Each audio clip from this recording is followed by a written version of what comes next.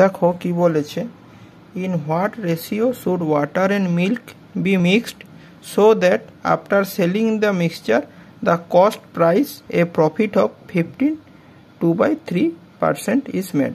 তার প্রফিট কত হচ্ছে 15/2/3। তাহলে এটা প্রথম আমি দেখে নিচ্ছি, 15/2/3 মানে কত, 47/3। মানে সিপি যদি 300 হয় তাহলে সেলিং প্রাইস কত হবে, 347 হবে। তো এটা দেখো এলিগেশন মেথডে অঙ্কটি করব। প্রথমে এখানে লিখে দিচ্ছি cost price of 1 litre water, এখানে লিখছি cost price of 1 litre milk. ঠিক তো, cost price of 1 litre water কি, ওয়াটার প্রাইস কি 0, আর মিল্কে ধরে নিচ্ছি 1। আর এখানে কি হবে দেখো, তোমরা সহজেই বুঝতে পারবে। কস্ট প্রাইস 300 হলে সেলিং প্রাইস কত হবে 347।